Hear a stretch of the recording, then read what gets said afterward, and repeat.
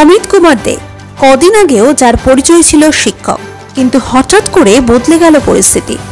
চাকরি হারাতের তালিকায় এখন তার নাম। বাবা মুদির দোকানি, কষ্ট করে ছেলেকে পড়াশোনা করিয়েছিলেন।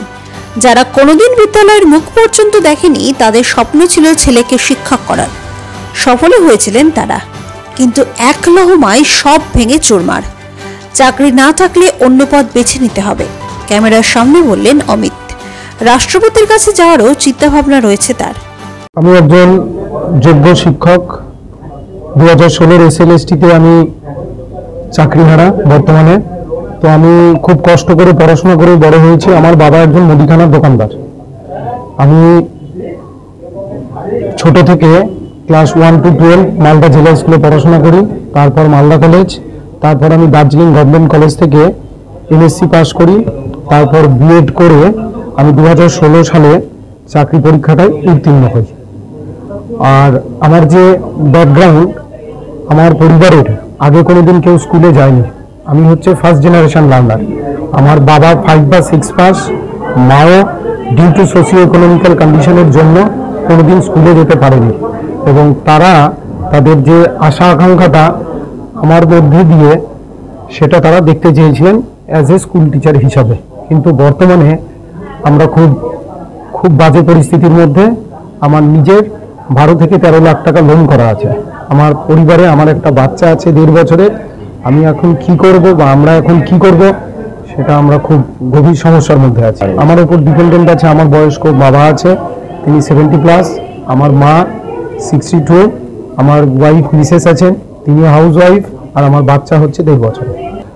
রাজ্য সরকারের কাছে আমরা আবেদন রাখছি যে আমাদের যে মিডিয়ার ইমেজটা আছে সেটা যেন অতি সত্ত্বর পাবলিশ করা হয়।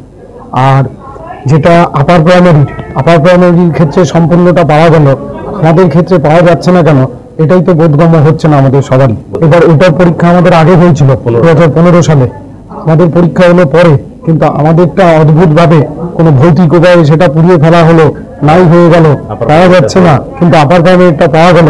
তো আমরা দাবি রাখছি যে আমাদের মিডিয়ার ইমেজটা দেওয়া হোক।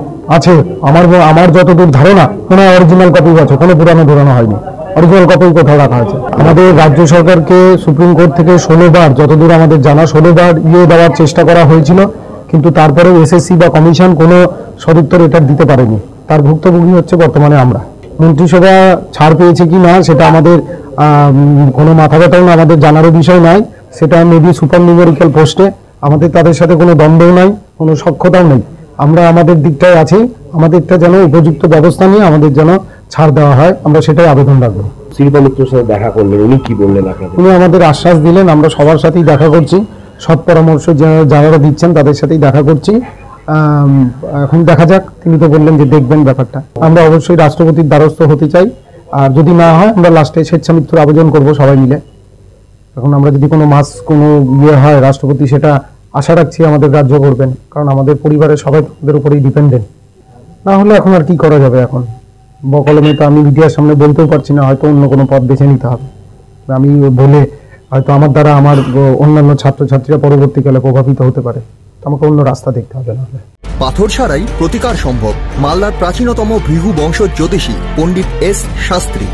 দাম্পত্য সমস্যা, বিবাহে বাধা, ব্যবসায় অবনতি, পরীক্ষায় অকৃতকার্যতা, ভাগ্য গণনা, গোষ্ঠী বিচার, ঠিকুচি গোষ্ঠী এবং মৃত্যু ছাড়া সকল সমস্যার সমাধানের জন্য যোগাযোগ করুন জগদম্বা জ্যোতিষ কেন্দ্র, বিবেকানন্দ স্কুলের পাশে, মালদা। মোবাইল 09733027832 অথবা 09332056956।